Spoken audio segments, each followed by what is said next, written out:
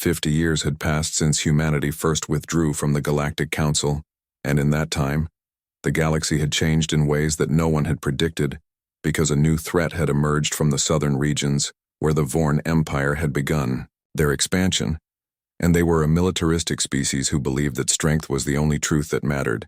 and they had watched the Council for generations and had seen weakness and division, and had decided that the time was right to build an empire. General Tyrus Kell commanded the Vorn fleets, and he was a warrior who had never known defeat, and his ships were powerful, and his soldiers were ruthless, and in 5 years he had conquered 12 council worlds, and each victory made him bolder and made his empire stronger. And the council seemed powerless to stop him because their fleets were designed for exploration and trade, rather than war. And their commanders had no experience with real combat, and their politicians could not agree on how to respond. The council held emergency sessions where representatives shouted at each other and blamed each other for the defeats, and some wanted to negotiate with the Vorn, while others wanted to build new weapons, and still others wanted to surrender and hope for mercy, and in the chaos no one could agree on anything, and so the Vorn kept advancing and kept conquering and kept killing. It was Councillor Ven who first suggested reaching out to humanity, and she reminded the assembly that humans had always been resourceful and warlike, and that perhaps they would help defend the council worlds. But Ambassador Zixthor laughed at the suggestion and said that humanity had abandoned the galaxy and probably did not even exist anymore, and even if they did exist, they would be too primitive to help against the advanced Vorn military. But the council was desperate, and so they sent messages into human space and used every communication method they knew and begged for help, and promised rewards and treaties and technology exchanges and anything else they could think of that might convince humanity to respond. And every message received the same automated reply that said humanity was unavailable, and that no one should enter human territory, and the council began to lose hope. Some species decided to take matters into their own hands and sent ships to cross the border into human space, because they believed the automated messages were just old systems that no longer had anyone watching them, and they thought they could slip past and find whatever remained of humanity and beg for help in person. And these expeditions were crewed by the bravest volunteers and carried messages of peace and desperation. The first ship crossed the border and sent back excited transmissions about massive structures in the darkness, and about fleets of vessels that numbered in the thousands, and about technology that seemed impossible. But before they could send more details, the transmission cut off and the ship was never heard from again,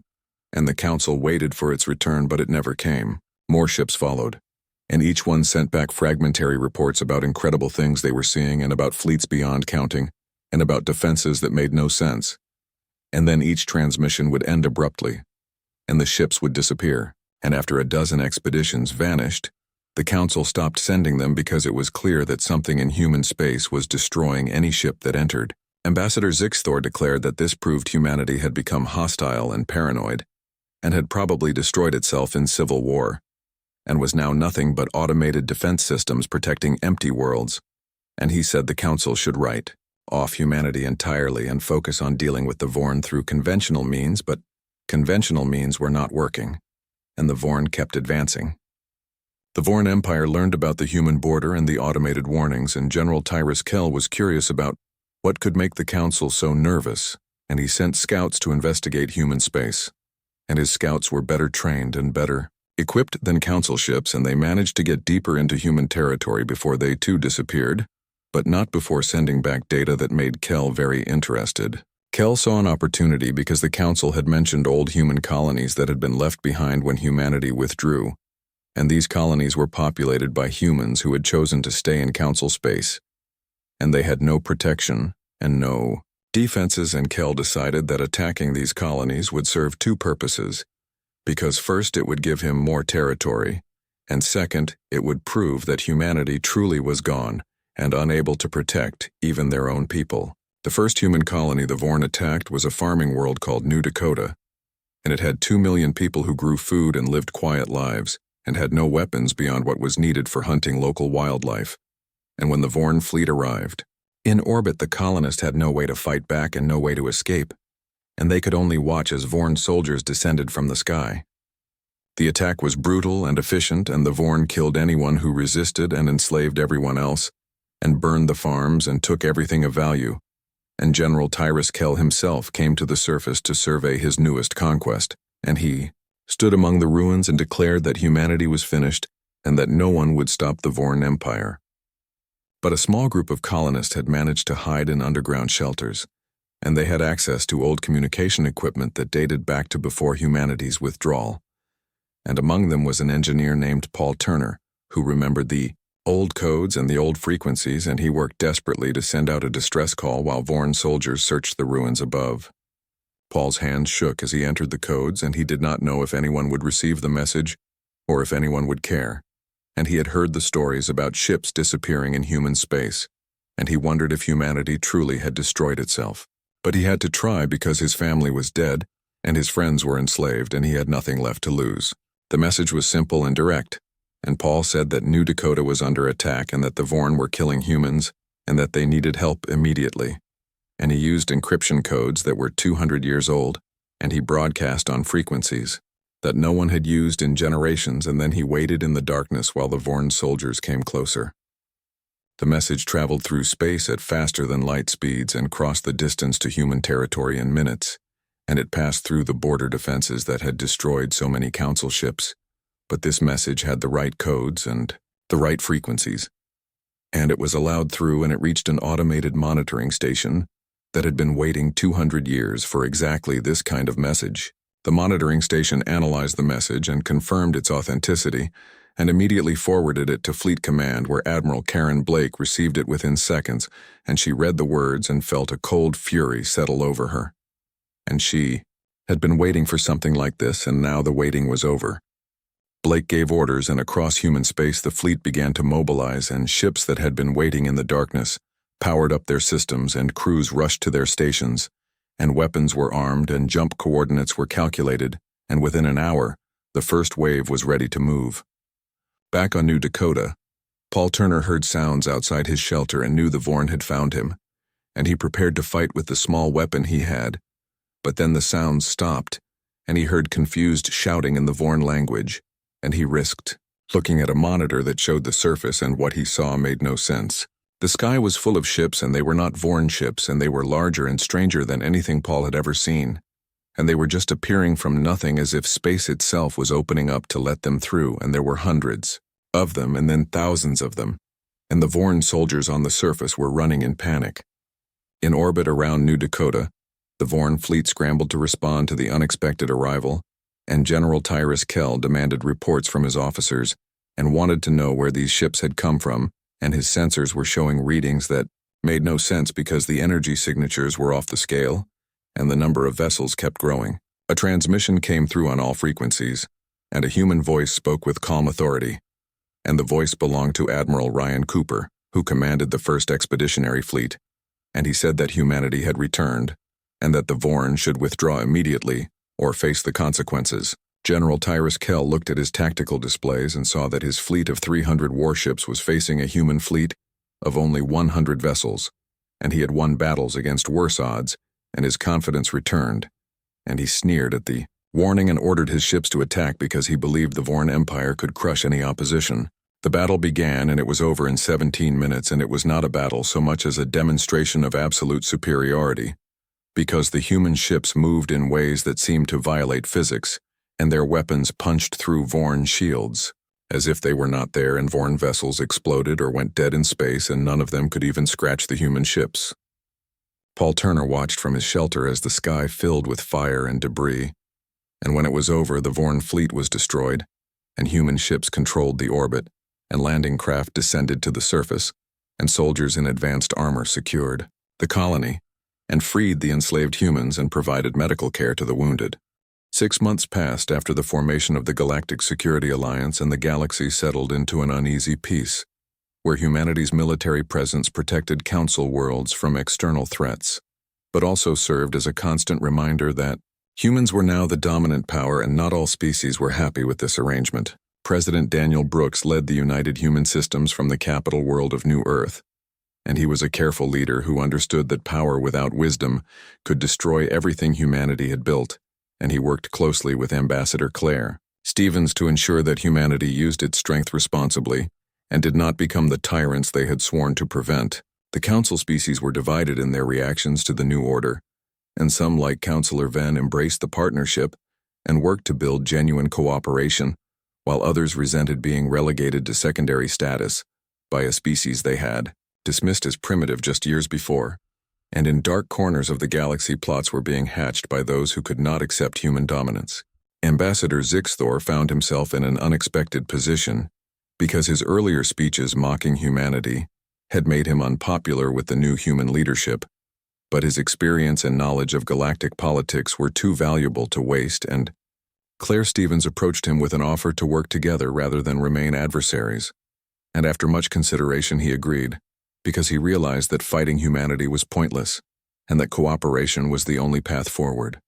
The technology exchange program began slowly, with humanity sharing medical advances and agricultural improvements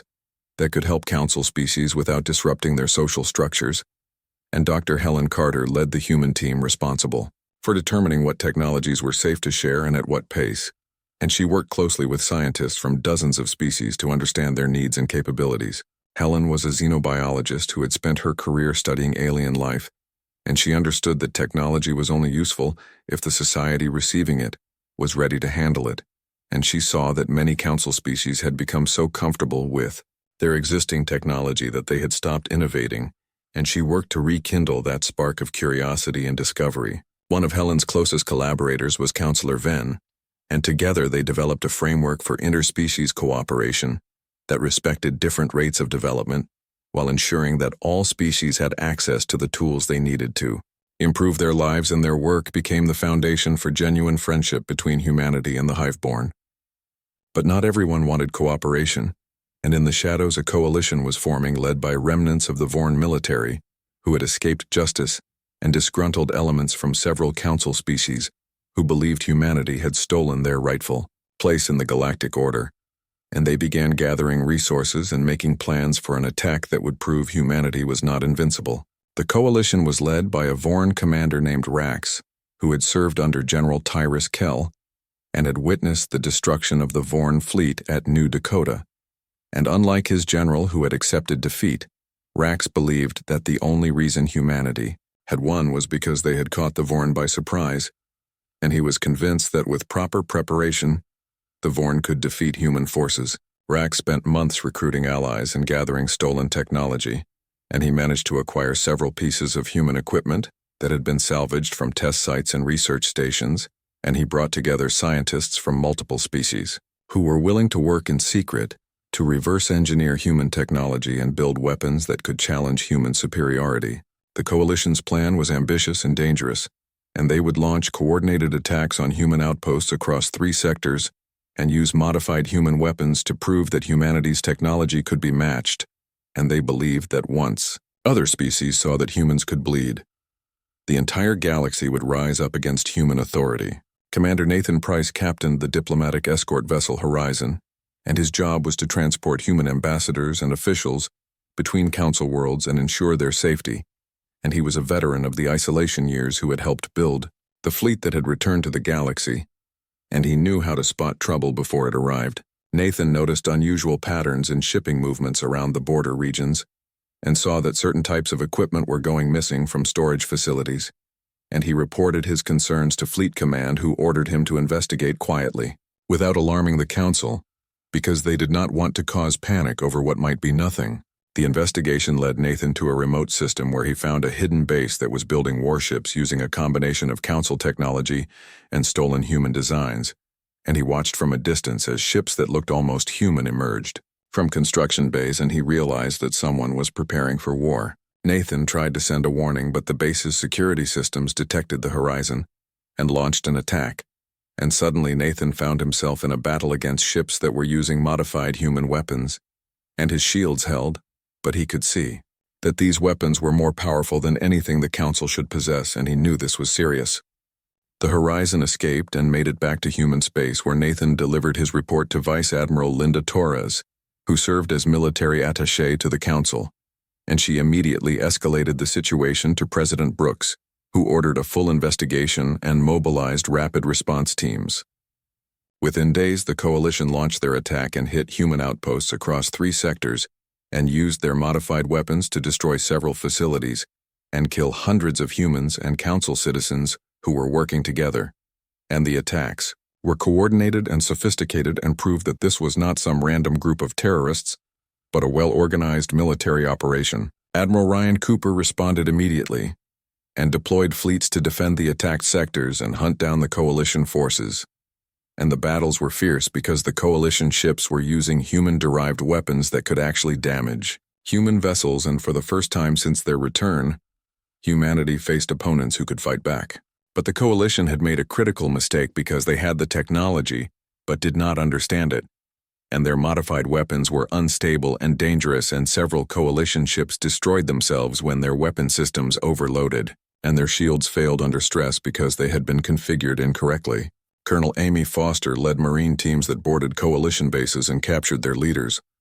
and through interrogation, they learned that the stolen technology had come from a human scientist named Dr. Victor Lane, who had disagreed with humanity's slow approach to technology sharing, and had decided to force the issue by giving advanced technology to council species, whether they were ready or not. Victor Lane was found in a laboratory hidden in an asteroid field, and he was surrounded by equipment he had stolen from human research stations. And when Colonel Amy confronted him, he argued that he had done nothing wrong, and that humanity had no right to withhold technology that could save lives and improve civilizations. Amy arrested Victor and brought him back to stand trial, and his defense was that he believed humanity was being selfish, and that the slow technology exchange program was just a way to maintain dominance, and that all species deserved access to advanced technology immediately, regardless of whether they were ready. President Daniel Brooks addressed both humanity and the Galactic Council after the crisis was resolved,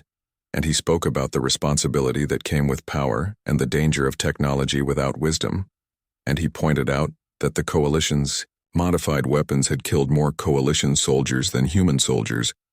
because they did not understand what they were using. He acknowledged that humanity's approach was not perfect, and that the technology exchange program could be improved,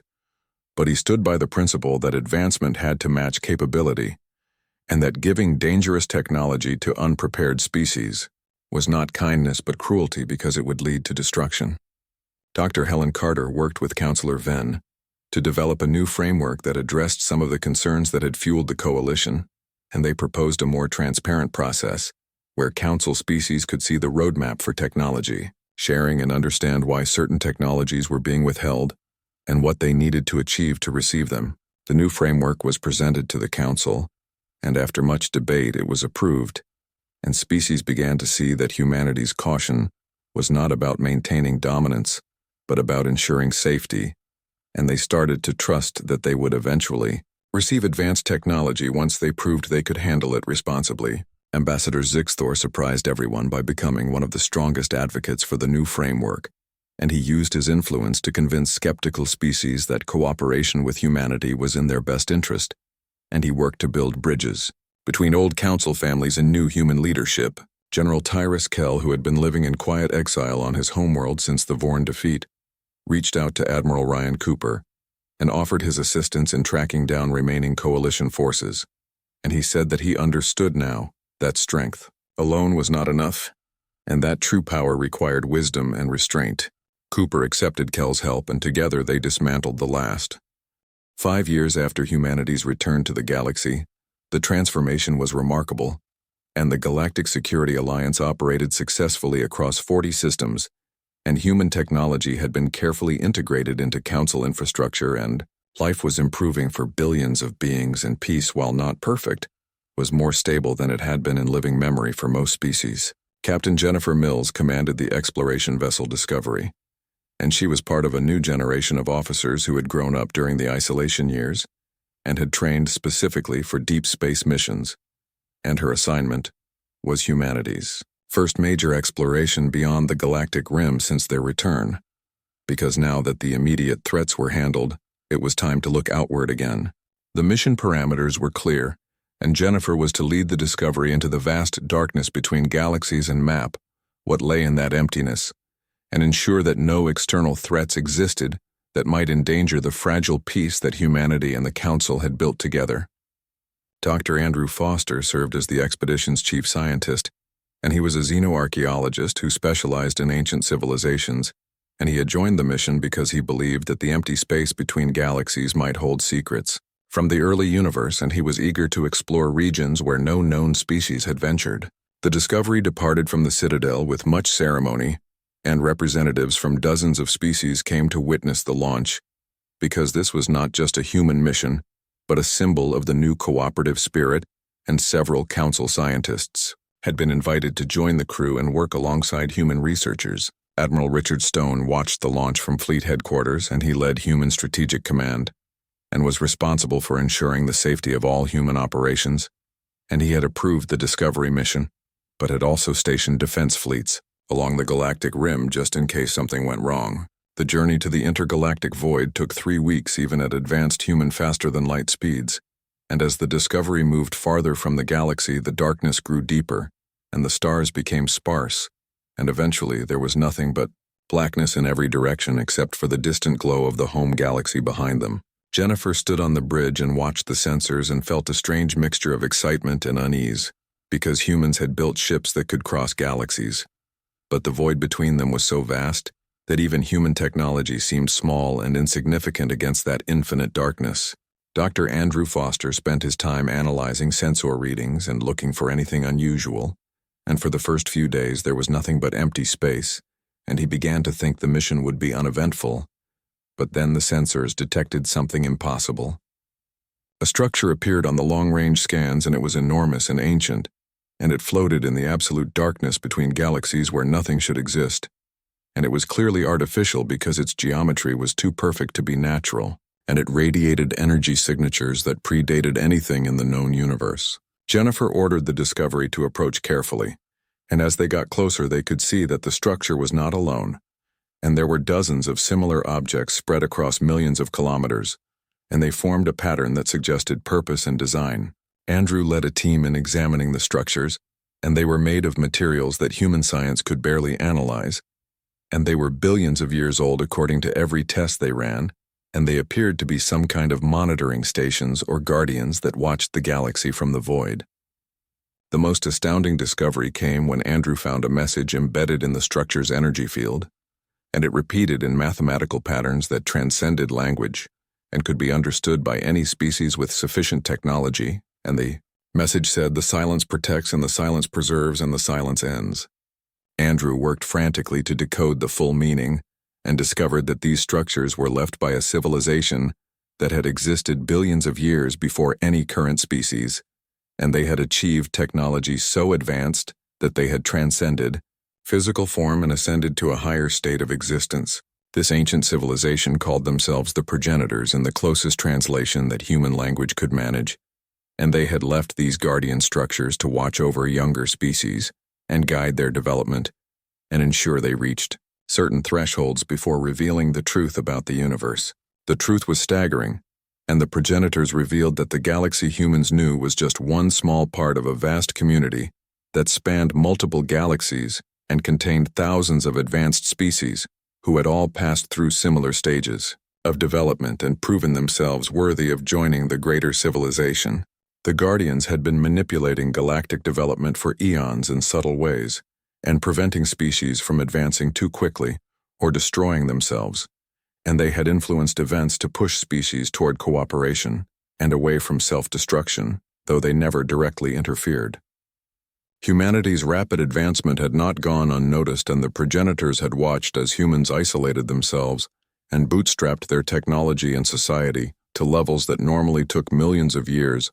and they had allowed it as an experiment to see if a species could achieve greatness in a compressed time frame. The message contained coordinates to a meeting place and an invitation to join the greater galactic community,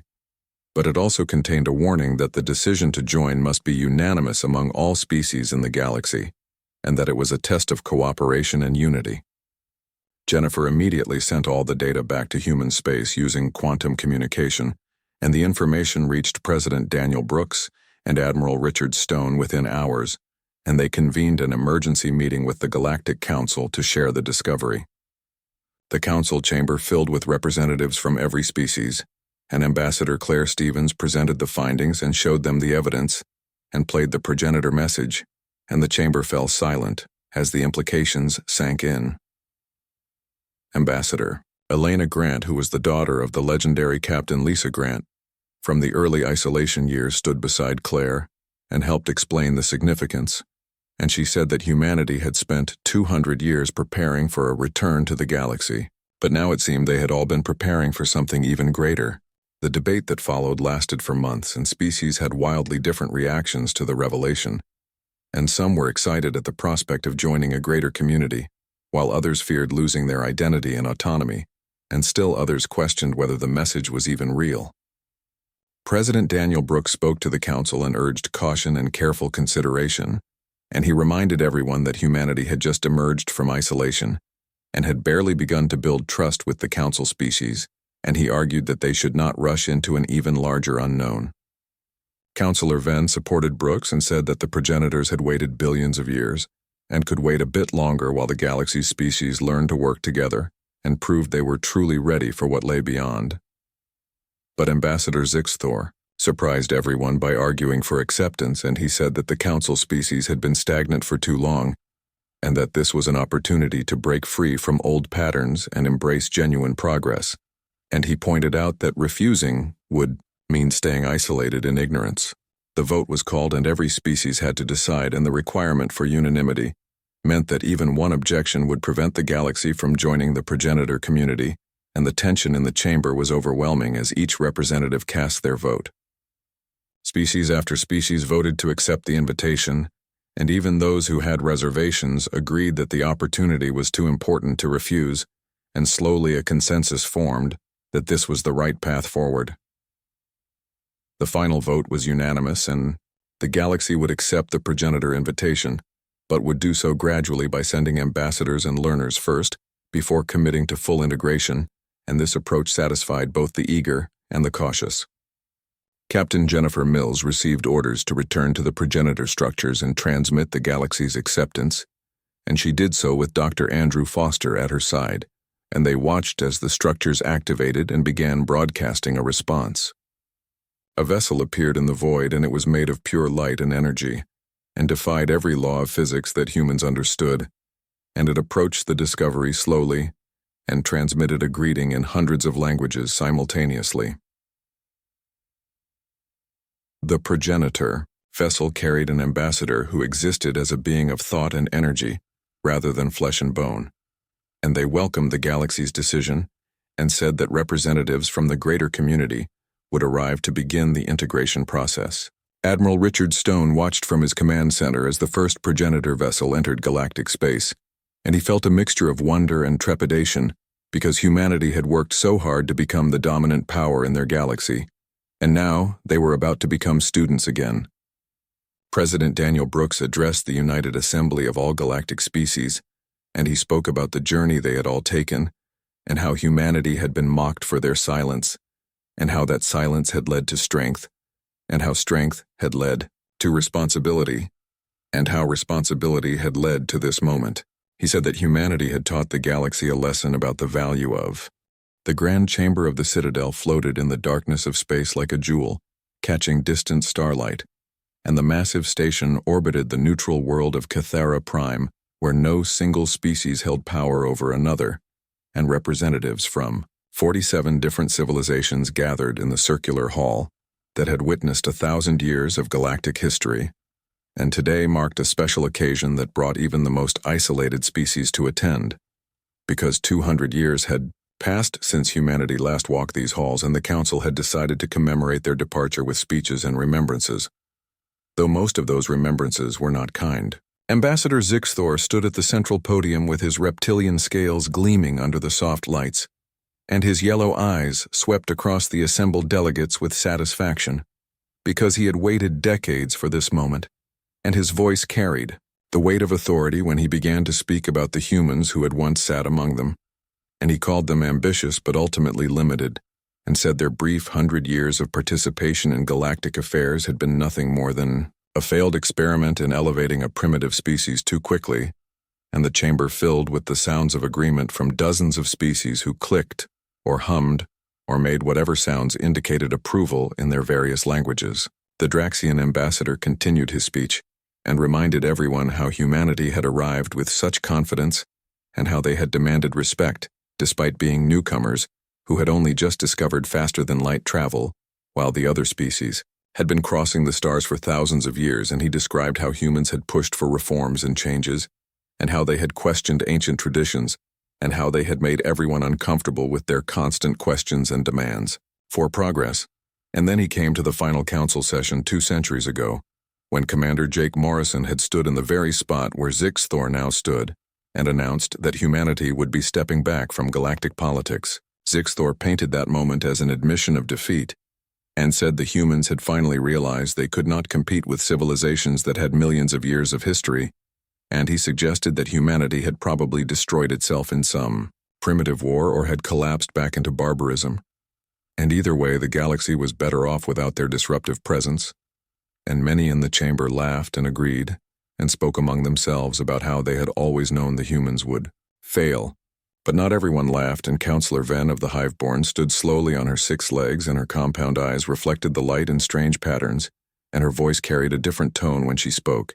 and she reminded the assembly that humanity had shown remarkable ingenuity during their time in the council, and she recalled how human engineers had solved a problem with the station's life support systems that had baffled the best minds of a dozen species, and how human diplomats had negotiated peace between 2 warring factions that had been fighting for 3 generations, and she warned that underestimating humanity would be a grave mistake. Zixthor waved away her concerns with a gesture of his clawed hand, and asked what threat could possibly come from a species that had run away and hidden in their small corner of the galaxy, and he pointed out that multiple expeditions had been sent to human space over the past 2 centuries, and all had returned with the same report, which was that automated systems turned them back at the border with a simple message stating that humanity was unavailable and that no one should enter human territory. And he laughed and said that such behavior proved humanity had nothing to offer the galaxy. The debate continued for another hour, with various species offering their opinions on the human question, and most agreed with Zixthor that humanity's silence was proof of their irrelevance, and a few agreed with Ven that caution was wise, but none could offer any evidence that humanity posed any threat or held any importance. And eventually the topic was closed and the council moved on to other matters, and the humans were forgotten once again, as they had been forgotten for 200 years, far beyond the chamber and far beyond the civilized regions of the galaxy, where no council species ever ventured because they saw no reason to explore the empty darkness between spiral arms. A structure floated in the absolute silence of space, and it was enormous beyond the comprehension of most beings, and it stretched for hundreds of kilometers in every direction, and ships moved around it like insects around a hive, and these ships were being built in berths that ran the length of the structure, and the ships were larger and sleeker than anything the Galactic Council had ever constructed, and they gleamed with a dark metallic finish that seemed to absorb light rather than reflect it. Inside the structure, thousands of humans worked at stations and terminals and construction bays, and they moved with purpose and efficiency, and they had been working for 200 years on a project that would reshape the galaxy, and none of them had any contact with the council species, and none of them cared what the council thought about humanity's silence, because they were too busy building the future. Admiral Karen Blake stood on the command deck of the central hub and watched the progress reports flow across her screens, and she saw that Phase 3 was complete,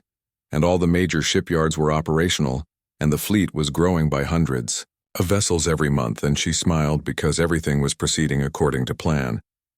And she thought about Commander Jake Morrison, who had sacrificed his reputation and his legacy to buy humanity the time they needed, and he had stood before the council 200 years ago and delivered the lie that would save his species. Morrison had not announced a retreat,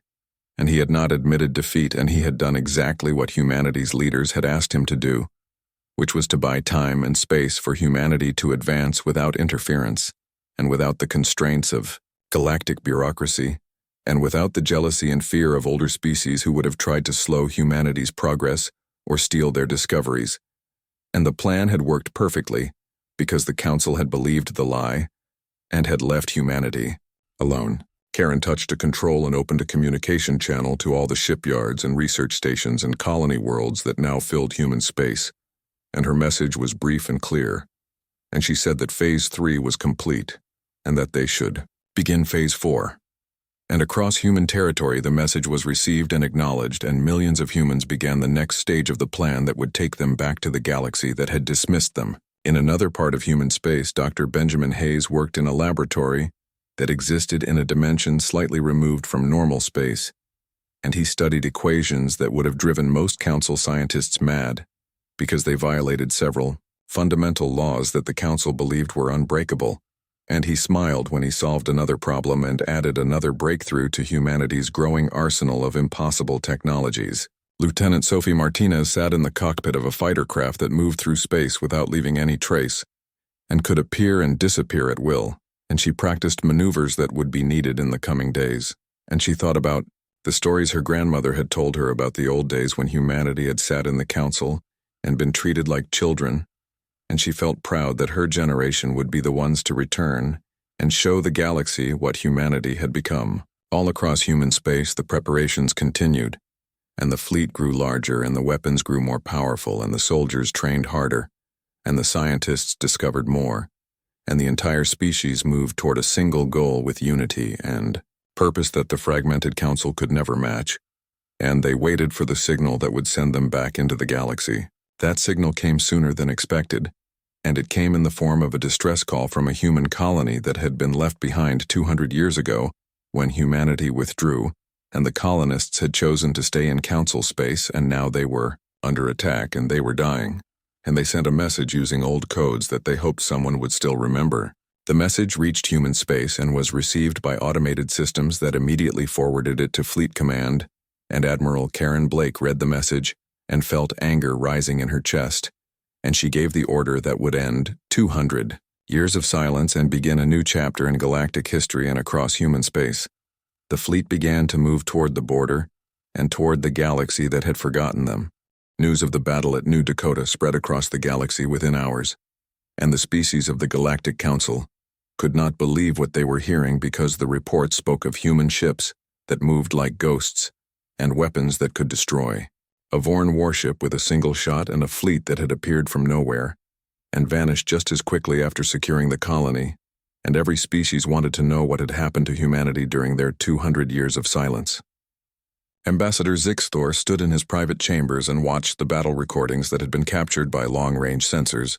and he watched the Vorn fleet die in 17 minutes, and he felt fear for the first time in his long life, because he remembered how he had mocked humanity and called them primitive, and now they had returned with power that surpassed anything the Council possessed. The Council convened an emergency session, and the chamber was filled with panic and confusion, and some representatives demanded that humanity be brought before the Council to explain their actions, while others wanted to immediately form an alliance. And still others argued that humanity had become a threat greater than the Vorn, and representatives shouted over each other and no decisions could be made. Councillor Venn watched the chaos with her compound eyes, and she felt vindicated, because she had warned them not to underestimate humanity. But she took no pleasure in being right, because the galaxy was changing in ways that frightened even her, and she wondered what else humanity had achieved during their isolation. The answer came 3 days later, when a message arrived at the Citadel using quantum communication technology that was supposed to be impossible according to Council science, and the message requested permission to address the full assembly, and it was signed by Ambassador Claire Stevens, who identified herself as the new human diplomatic envoy. And the Council had no choice but to agree, because they desperately needed to understand what humanity had become. Claire Stevens appeared before the Council not in person, but as a holographic projection that was so perfect it seemed she was actually standing in the chamber, and she was a woman in her 40s with dark hair and calm eyes, and she wore a simple uniform that bore no resemblance to the old human diplomatic attire. And when she spoke, her voice carried authority that made even the oldest species pay attention. She began by thanking the Council for allowing her to address them, and then she explained that humanity had withdrawn 200 years ago, not because of weakness, but because of wisdom. And she said that humanity had realized they were surrounded by species who had achieved space travel thousands of years before humans, but had made relatively little progress since then, and humanity had chosen to step back and focus on advancement without the constraints of galactic bureaucracy and political interference. The chamber erupted in protest, and Ambassador Zixthor shouted that humanity had no right to judge the Council, and that the ancient species had built a civilization that lasted for millions of years, while humanity was still living in caves. And Claire waited for the noise to die down before she responded. She acknowledged that the council species had great history and had built an impressive civilization. But she pointed out that history was not the same as progress, and that the council had become comfortable and complacent and had stopped pushing the boundaries of what was possible. And she said that humanity had studied council technology and council science and had found them stagnant. In 200 years of isolation, humanity had advanced their technology by orders of magnitude and had revolutionized their approach to science and warfare and industry and social organization, and what took other species 20,000 years to achieve, humanity had accomplished in 2 centuries, because they had been freed from the weight of tradition and the fear of change. Claire displayed data on screens throughout the chamber and showed the council exactly how far humanity had advanced, and the numbers were staggering and impossible, and yet the evidence was undeniable, because everyone had seen what human ships could do, and the data showed that military capability was just one small part of humanity's transformation. Human medicine could now extend lifespans to 500 years and cure diseases that council species considered incurable, and human energy production could power entire planets with zero waste, and human artificial intelligence could process information at speeds that made quantum computers look like abacuses, and human manufacturing could produce a starship in days rather than years. But Claire made it clear that humanity would not share these technologies freely, because they had learned from human history that rapid technological advancement without corresponding social development led to disaster. And she said that giving such technology to species who were not ready would destabilize the galaxy and cause more harm than good. Ambassador Zixthor demanded to know by what right humanity claimed to decide who was ready for advanced technology, and Claire's response was simple and devastating. And she said that humanity claimed the right of capability, and that for 200 years the council had mocked humanity's silence, and now they would respect humanity's return. She then delivered humanity's demands and said that the Vorn Empire would withdraw to their original borders immediately, and that all conquered worlds would be liberated, and that humanity would guarantee the safety of all former human colonies, regardless of where they were located, and that the Galactic Council would reform its structure to prevent future aggressions, and that humanity would take its place not as a member species, but as a protectorate force. The chamber exploded in outrage, and dozens of species shouted their objections, and accused humanity of trying to establish a dictatorship, and said that they would never accept human authority.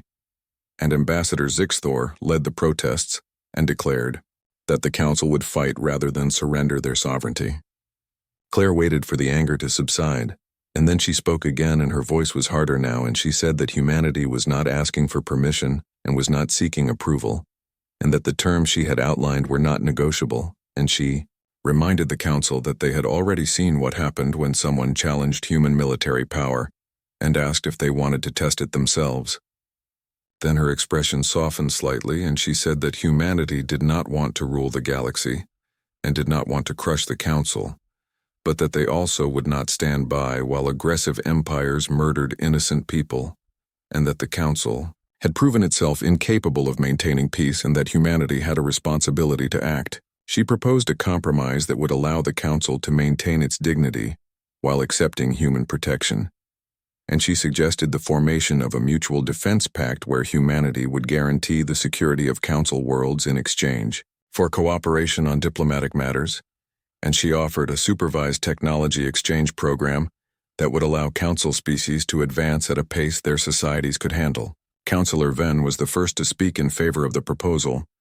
and she pointed out that the alternative was either war with humanity, which would be disastrous, or continued vulnerability to threats like the Vorn, which was equally unacceptable. And she argued that accepting human help was not the same as accepting human rule. The debate continued for hours, and species aligned themselves into factions, and some saw opportunity in the new order,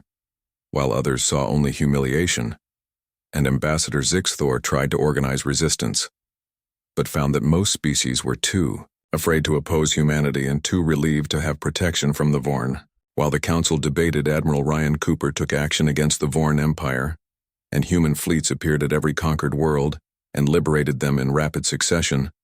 and Vorn forces were given the choice to surrender or be destroyed, and most chose surrender because they had seen what happened at New Dakota and knew they could not win. General Tyrus Kell refused to accept defeat and tried to rally his remaining forces for a final stand, and he gathered his fleet at the Vorn homeworld and prepared to fight to the last ship. But before the battle could begin,